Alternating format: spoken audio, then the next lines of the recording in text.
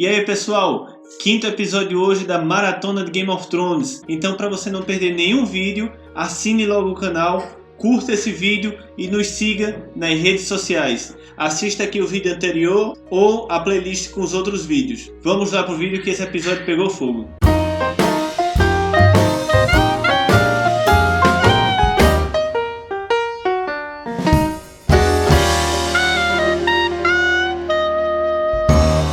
Esse episódio começa com Ned Stark questionando o Sr. Barristan sobre a morte de Sir Hugh, que era o escudeiro de Lord Arryn. Ele fica questionando quem botou montanha para lutar com Sir Hugh, como Sir Hugh tinha dinheiro para comprar uma armadura nova. Ele fica fazendo esses questionamentos. Agora nós temos novamente o Torneio da Mão, onde nós vemos uma luta bem interessante, que é a luta de Sir Gregor, a montanha, com o Cavaleiro das Flores, que é Sir Loras Tyrell. De cara é uma luta que parece que está ganha para Sir Gregor, porque ele é muito maior que Sir Loras, apesar de Sir Loras ser um cavaleiro reconhecidamente bom em todo o reino. Loras tem um segredo, uma carta na manga, e a égua dele está no cio. E quando ela chega perto do cavalo de Sir Gregor, o cavalo de montanha fica todo agoniado e acaba que Sir Loras consegue derrubar Gregor. Então começa uma luta dos dois. Gregor primeiro mata seu próprio cavalo por ter cedido aos encantos da égua e parte para cima de Sir Loras. Quem vem defender ele é Sandor Clegane, que é o irmão de Gregor, e começa uma luta entre os dois.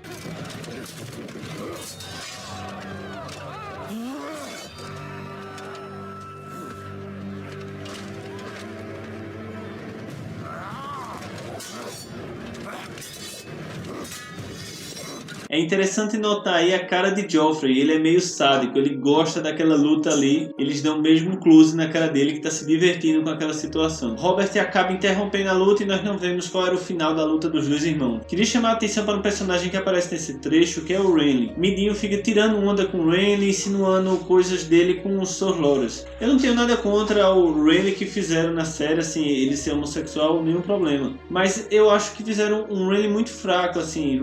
O Renly dos livros, ele é muito descrito como parecendo com uma reencarnação de Robert.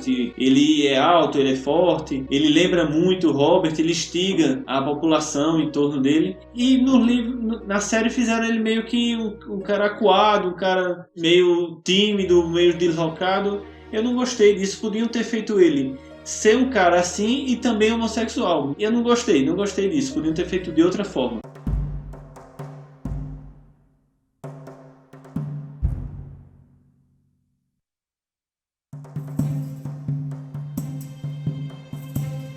Vamos ver agora o destino de Tyrion. Tyrion, como vocês lembram, foi capturado por Catelyn e ele está sendo levado para o Vale Arryn para encontrar Lysa. E no meio do caminho eles são atacados pelas tribos da montanha, que começam uma batalha lá e um deles começa a atacar Catelyn. E nesse momento você vê Tyrion em dúvida se foge a cavalo ou se salva, e ele decide salvar ela e acaba continuando preso. Mas é uma coisa que a gente já sabe de Tyrion, ele pode ser tudo, mas ele não ia deixar uma donzela em perigo. Ele ia salvar ela. Ele realmente fez isso e desperdiçou a chance de fugir. Ao mesmo tempo, se ele tivesse fugido, não sei se ele ia conseguir alguma coisa. Afinal, as tribos da montanha podiam ter pego ele no caminho, ele não ia se dar muito bem. Voltando lá para King's Landing, Varys vai ter uma reunião com Ned. É uma reunião onde ele resolve abrir o jogo.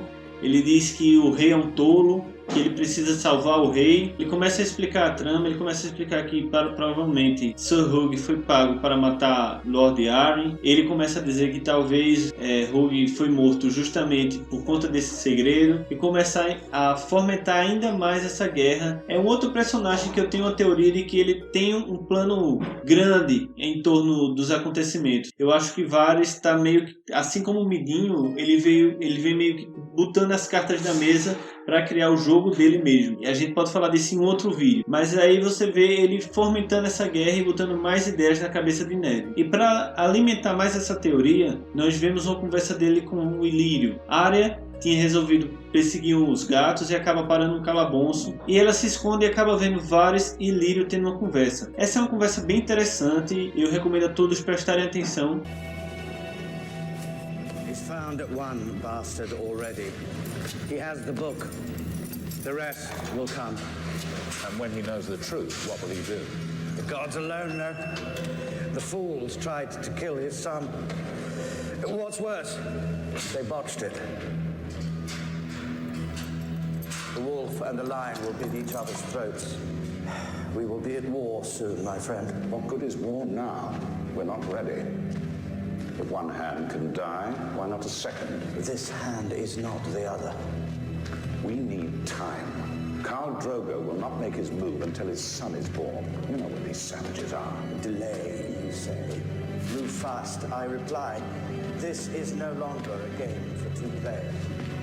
It never was. Porque desde o começo ao fim a gente vê Varys falando do plano que ele tem, mais ou menos. Ele fala que o leão e o lobo vão se enfrentar, que os tolos resolveram matar o filho dele, o que aumentou ainda mais essa tensão. E Lírio fala se uma mão morreu porque a outra não. E Lírio fala que Khal Drogo só vai atacar o Westeros depois que o seu filho nascer. E no final, Varys diz que esse não é um jogo para 2 jogadores. Eu acho que ele está justamente querendo criar essa rebelião no reino, para deixar o reino mais fraco, favoreceria uma invasão dos Dothraki e uma retomada dos Targaryen. Eu tenho uma teoria sobre Varys estar por trás dessa retomada dos Targaryen. E nesse mesmo episódio, a gente vai ver ele alimentando a cabeça de Robert para matar Dany. Aí vocês me perguntam como é que ele quer que os Targaryen voltem se ele tentou matar Dany. Mas é justamente esse o ponto. Ele talvez estivesse querendo que houvesse um atentado contra Dany. Ele avisaria Jorah que iria haver esse atentado. Eu vou falar nisso no próximo capítulo. Ele avisaria Jorah que iria ter esse atentado. Jorah salvaria Dany, como acontece. Mas isso iria enfurecer Drogo, o que poderia adiantar esse ataque. Eu acho que é meio que por aí o plano de Varys. Arya ouve toda essa conversa e consegue voltar para Porto Real para avisar Ned.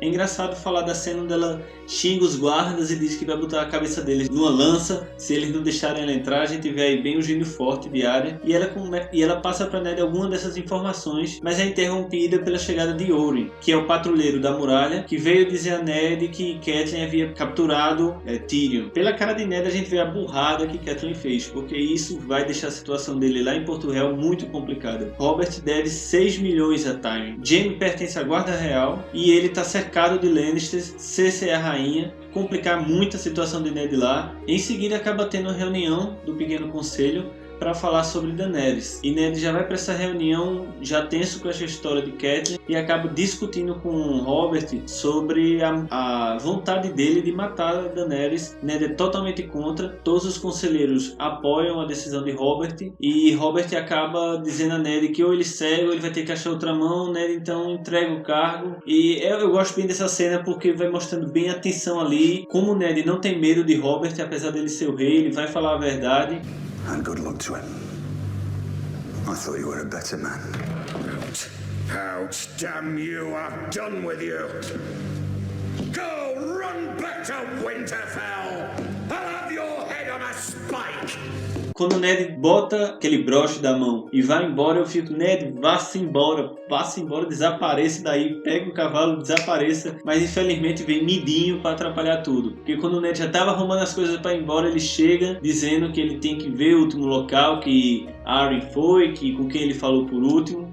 O que eu acho uma idiotice, porque se ele já tinha brigado com Robert, foda-se o que Jon Arryn tinha falado, foda-se tudo, era só ele ir embora e voltar pro Winterfell. Mas não, ele decide e vê o que é que Midinho tinha a dizer. Aí novamente você vê o que eu acho que Midinho não estava ajudando o Ned. Com certeza ele não estava. Eu acho até que ele avisou, encontrou uma forma de avisar Jaime onde Ned ia estar, para criar essa disputa entre os dois e aumentar ainda mais a tensão. Midinho tem muita sorte no jogo dele, porque ele deu sorte com a história da adaga, ele deu sorte com Catelyn ter capturado o anão antes da hora, e agora ele deu sorte de Ned estar numa situação, tá brigado com o Robert e tá sozinho, e botou Jaime para enfrentá-lo, que a gente vai ver no final desse vídeo. Indo lá pro Ninho da Águia, nós vamos encontrar Tyrion chegando no castelo e encontra Lysa. E é interessante essa cena porque a gente vê como Lysa tá pirada. Ela tá com aquele filho dele, o Robert, se eu não me engano. E ele tá mamando nela ainda, tipo, ele já é uma criança grande e a mãe com aquele olhar psicótico, até Catelyn mesmo se espanta. E esse ator, se vocês não sabem, o menino ele é brasileiro. Eu gosto do ator, assim, pela idade dele. Fez bem o papel, chamou a atenção. Mas acaba que Tyrion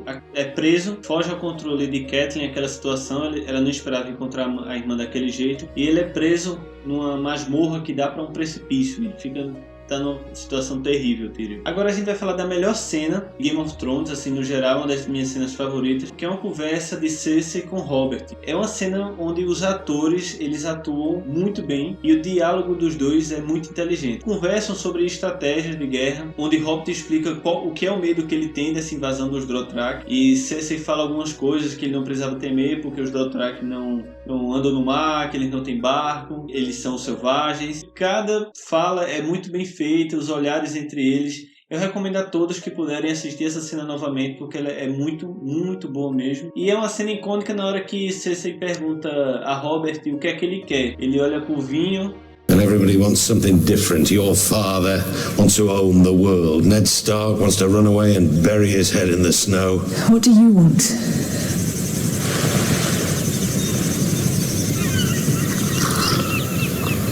É uma cena bem engraçada, é muito bem feita. Eu fico até pensando que talvez se Robert tivesse dado uma chance para Cersei no começo, quando ela amava ele mesmo, que a coisa podia ter sido diferente. Talvez Cersei tivesse sido uma esposa melhor, talvez eles tivessem formado um grande casal mesmo, os Baratheon com os Lannister.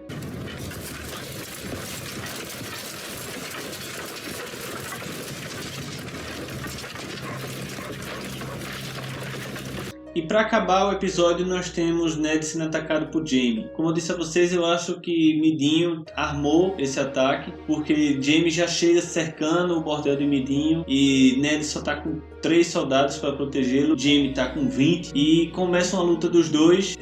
Os dois melhores guardas que Ned tem são mortos logo de cara, o que me dá muita raiva, porque eles podiam ter matado uns 4 ou 5 Lannister cada um. E Jory, que é o melhor de todos, o chefe da guarda de Ned, vai logo atacar Jaime. Podia ter ido atacar os outros Lannister, matado mais alguns, mas não, ele vai logo atacar o fodão da história e morre logo no primeiro confronto dos dois. Isso me deixa com muita raiva. E Ned começa uma luta, eu até gosto dessa luta porque mostra que Ned também não é bestia não, eles lutam bem.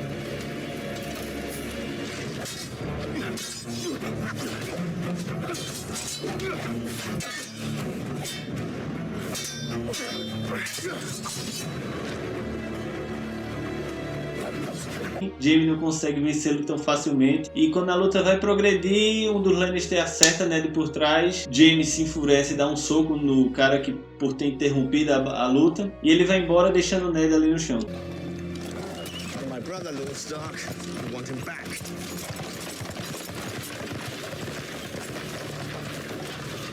Esse episódio eu acho bem legal, ele já aumentou a trama, ele é bem no meio da temporada e a coisa já tá pegando fogo aí, o cerco tá fechando e essa luta do leão e do lobo vai começar. Então se você não quer perder mais nenhum vídeo, assine logo aqui o canal. Se gostou desse vídeo, curta. É muito importante que você siga para incentivar aqui o canal e ficar por dentro de todas as notícias. Eu espero vocês no próximo vídeo, até lá!